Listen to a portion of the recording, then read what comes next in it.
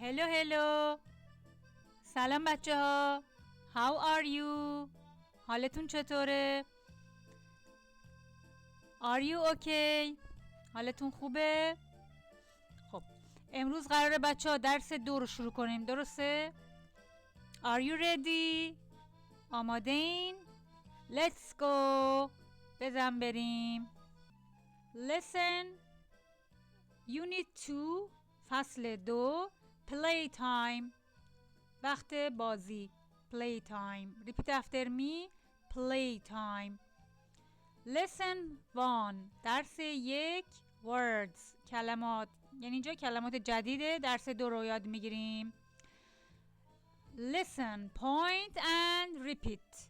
گوش کن، اشاره کن و تکرار کن. بچه من الان وایس رو براتون میذارم، اودیو فایل رو براتون میذارم، لطفاً گوش بدین و تکرار کنین بعدش. Listening 22. Listen and point. Doll. Ball. Teddy bear. Puzzle. Car. Ball. Puzzle. Teddy bear. Doll. Car. حالا گوش Listen کنین و تکرار and repeat. کنین. Doll. Ball. Teddy bear. Puzzle. Car.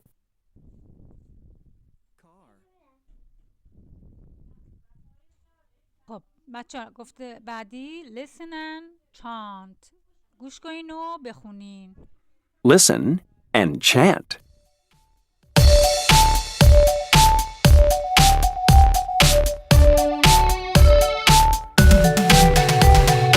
Doll, doll, doll. Ball, ball, ball. Teddy bear, teddy bear, teddy bear. Puzzle, puzzle, puzzle. Car, car, car.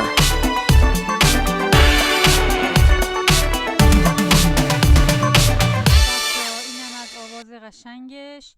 خب listen and chant. گوش کنید و بخوانید. عروسک. پس بچه این چیه؟ دال. دال به معنی چیه؟ همونطور که می‌بینید عروسک. خب توپ چی میشه؟ آفرین، بال. عروسک خرسی میشه چی؟ تدی بر. تدی بر. تکرار کنید. تدی بر. پازل چی میشه؟ جدول معما. پازل. پازل. ماشین چی میشه؟ کار. کار. کار. خب بچه از اینا باید مشق بنویسید دیگه. اینا رو قشنگ تو دفترتون بنویسین از هر کدوم 10 بار که قشنگ هم حروفاتش رو یاد بگیرین، هم کلمات قشنگ ملکه ذهن بشه و حفظ بشین. بریم تمرین بعدی. اوکی گایز بچه listen and read. گوش کنید و بخونید. علی قبلش از شما سوال دارم. How many pictures do you see in this lesson? How many pictures do you see? چند تا عکس شما دارین میبینین؟ یا how many photos do you see? Okay, how many pictures do you see here? 1, 2, 3, 4. Yes, you can see 4 photos or 4 pictures here. Yes. خب شما 4 تا عکس اینجا دارین میبینین. اولی the first one. خب ببینیم چی میگه. میگه this is your doll and this is your doll. This is your doll and this is your ball. میگه این عروسک شماست و این توپ شماست. Where is my teddy bear? Where is که مخففش میشه Where's my teddy bear? این خانمه داره میگه اسم این چی بود بچه ها یادتون باشه؟ خب این تیم بود، این روزی دیگه، درسته؟ روزی داره میگه where's my teddy bear، عروسک خرسی من کجاست؟ خب عکس دو چی میگه؟ تیم میگه is your teddy bear، میخواد سوال بکنه آیا این عروسک خرسی تویه؟ is this your teddy bear؟ is this your teddy bear؟ بعد روزی میگه no it isn't، this is my pencil case. میگه نه این نیست، این جامدادی منه. خب شماره 3 تیم داره میپرسه از روزی is this your teddy bear؟ میگه آیا این تدی بر تویه؟ no it isn't it's my bag، میگه اون کیف منه، معلومه دیگه کیفشه. بعد دوباره تیم میگه روزی میگه look Tim here's my teddy bear it's in my bag، میگه تیم نگاه کن این عروسک منه، عروسک خرسی منه، it's in my bag، اون داخل کیفمه، it's in my bag. خب حالا من براتون آدیو فایلو میذارم، لیسنینگو میذارم، گوش بدین باشه. Listening 24. Listen and read.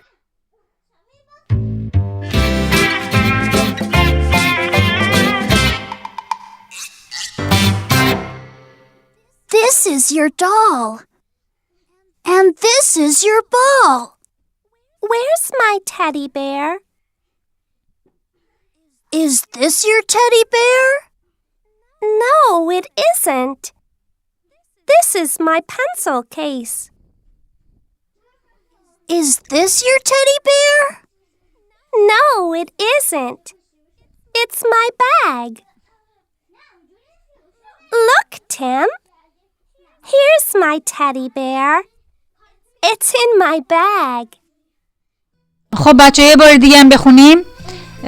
تیم اینو بچه حتما خودتونم بخونین، باعث میشه ریدینگ شما قوی بشه. خب علاوه بر این در کنارش وقتی ریدینگ میخونین اسپیکینگتون هم چی قوی میشه. وقتی میخوای مثلا میخوای بگی این عروسک شماست، بعد میگه که اینم توپ شماست. خب این توپ شماست، اینم عروسک شماست، و اون به انگلیسی چی میشه؟ میگه this is your doll and this is your ball.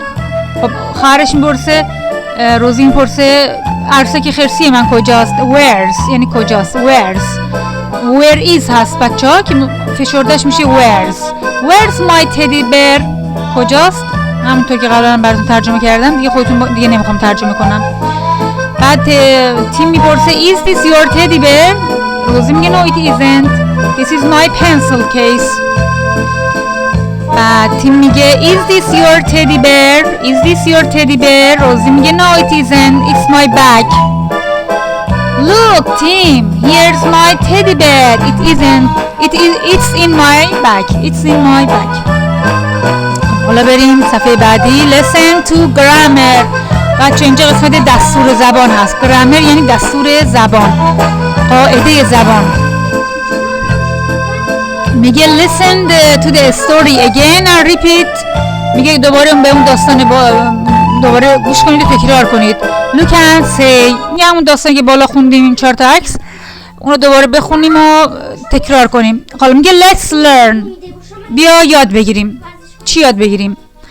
this is my bag. بچه my گفته این عروسک منه، نگفته آی به معنی من هست، ولی این دیگه ضمیر ملکیه، یعنی این مالکیت رو داره نشون میده. مالکیت بخوای بگی مال منه this is my bag. اوکی؟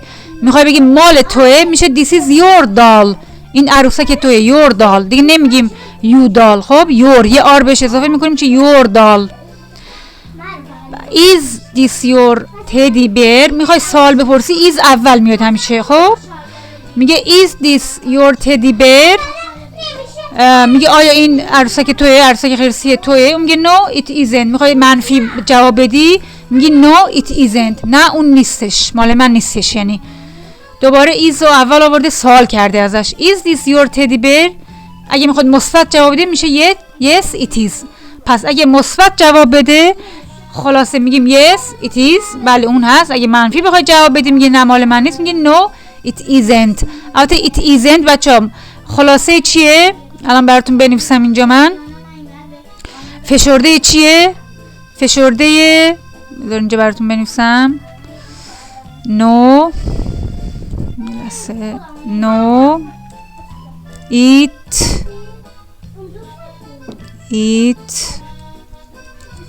is not. خب no it is not فشردهش میشه no it isn't. اوکی.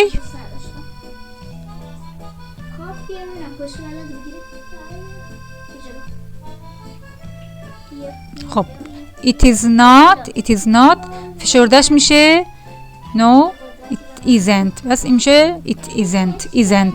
اوکی. خب بعد حالا این قسمت رایتینگ اومده، نوشتاریه. پس اینجا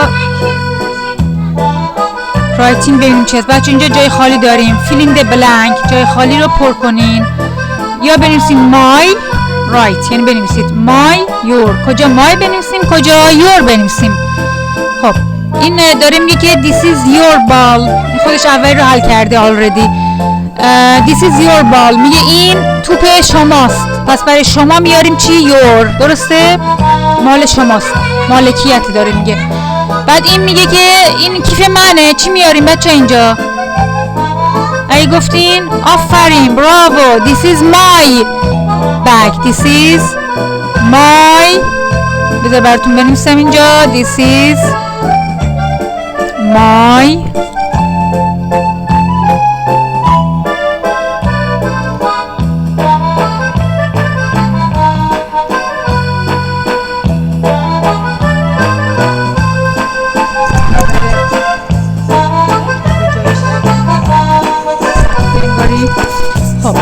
میگه که این ماشین شماست، چی میاریم اینجا؟ this is your car. yes this is your car. براوو. ببینم میتونیم اینجا بنویسیم your دیگه جا به جا نمیکنم، خودتون متوجه شین. this is your car. خب اینجا چی میاریم بچه ها؟ this is my. yes my، چون اینجا داره بچه اشاره میکنه به این، ما میگیم your دیگه، نه این چون داره خودشو نشون میده میگه this is my puzzle. درسته؟ براتون درست کردم this is my puzzle. بریم بعدی. خب بچه اینجا چیه؟ میگه write yes it is no it isn't. میگه بنویس اون هست no نه اون نیست. یکی از اینا رو اینجا قرار بدیم. مثلا اولی سوال کرده is this your teddy bear؟ is this your teddy bear؟ میگه این عروسک تویه، عروسک خرسی تویه. بعد روزی میگه no it isn't نه اون نیست. خب حالا تیم میپرسه is this your teddy bear؟ بعد این دوباره چی گفته اونجا؟ میگه yes باز بیاریم yes بچه ها، چون اینجا دیگه yes رد ویرگول میذاریم همیشه یادتون باشه yes it is. اوکی. yes it is. پس yes it is. درسته؟ این چی؟ is this your teddy bear؟ میگه این عروسک خرسی توه. خب اون گفته نه دیگه اون کیف منه. درسته؟ یادتونه دیگه. پس بنویسیم no ویرگول it isn't. همیشه بعد از اینکه isn't خواستیم بنویسیم isn't آخرش چی میاریم؟ آپاستروف it isn't. بین ان و تی آپاستروف میذاریم، به این آپاستروف میگیم. پس is this your teddy bear؟ no it isn't. بین ان و تی آپاستروف که نقل قول به فارسی میگن بهش، نشان مالکیت هست، برای نشان دادن مالکیت. no it isn't نه اون مال تو نیست. اوکی. خب درس 1 و 2 ما اینجا تموم میشه بچه ها. خب بچه ها درس 2 فصل 2 درس 1 و 2 تموم شد. حتما مشق بنویسین و کتاب کارهاتون رو هم انجام بدین و همچنین یادتون نره املا بنویسین. از هر لغات جدید 10 بار باید بنویسین سرمشق. تا جلسه بعدی و ویدیوی بعدی شما رو به خدا میسپارم. خدا نگهدار.